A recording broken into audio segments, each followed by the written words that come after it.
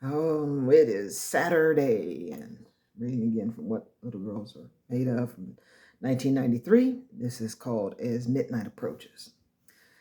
Okay, approaching midnight, and I am as black as the type that sits on this page, and tomorrow every sky might as well be as blue as I make them out to be, and courage is always the operative word of choice with me. A tower of life growing ever taller each day, ever growing like the pages of history, and the darkness will be mine if I believe it to be.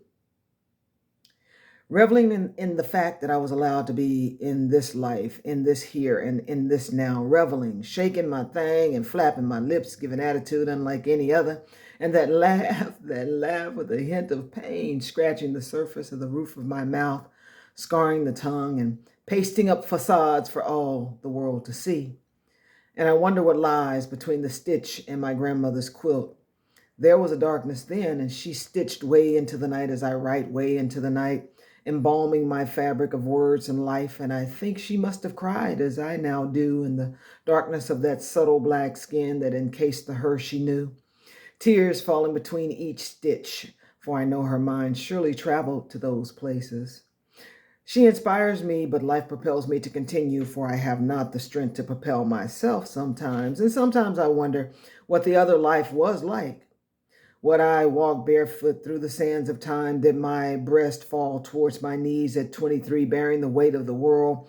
Were my companions water, earth, and man? Midnight approaches, and I stitch my quilt of words, rather.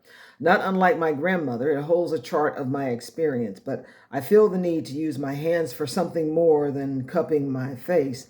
I feel the need to contain my pensiveness as my hands tremble in my hands.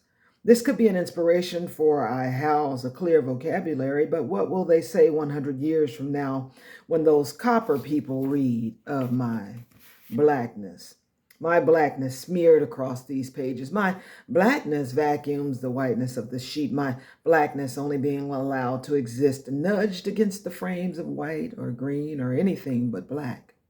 I cannot see the mosaic without it. I am trained to see it that way. And my grandmother surely knew the pattern of the cloth halts nature in the only way it knows how, only stopping to massage the hands which created a space for her.